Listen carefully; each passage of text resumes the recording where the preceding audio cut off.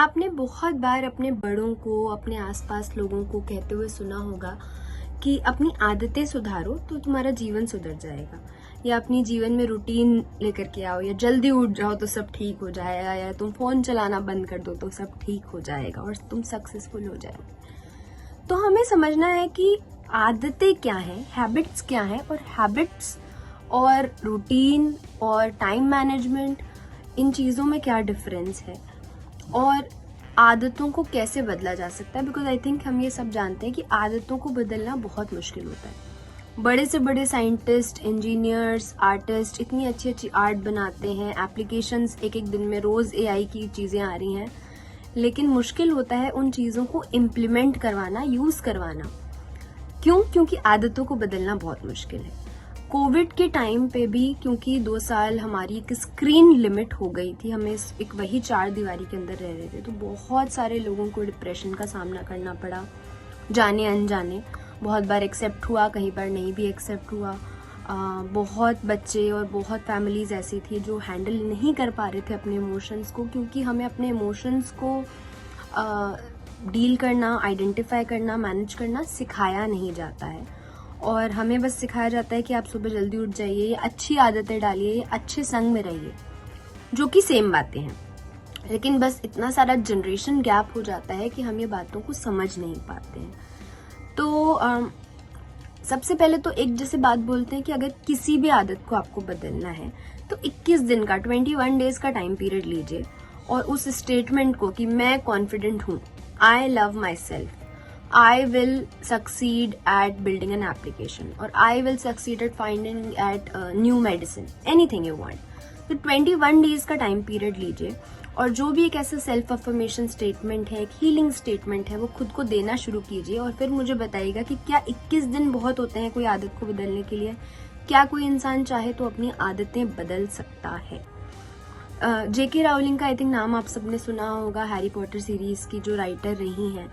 तो वो भी बहुत अपने हार्डशिप से गो थ्रू की, बहुत रिजेक्शंस डील किए, बट वो जो है राइटर बन गई। और आप सबको पता है हैरी पॉटर के हम सब फैंस हैं आज भी, चाहे वो हमारी जनरेशन हो या हमारे आने वाली generation, you can't skip it. But at the same time there was a engineer who was a software engineer who developed the first antivirus software program. I think McAfee कुछ नाम है उनका।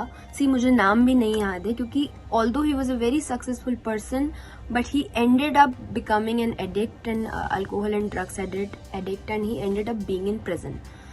तो सवाल हमारे पास हमेशा ही होता है कि हम कौन सी आदतें डालें जो हमारे लिए अच्छी होंगी, कौन सी आदतें, कौन से संग किसके साथ रहें जो हमारे लिए टॉक्सिक नहीं होंगे। और हम बहुत बार टॉक्सिक की भी बातें कर चुके हैं।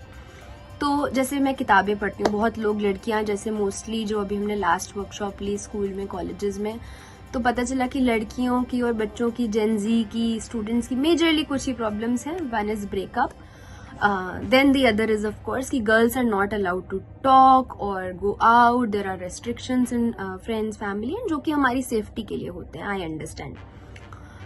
But are we simply are physical bodies? No, we are not.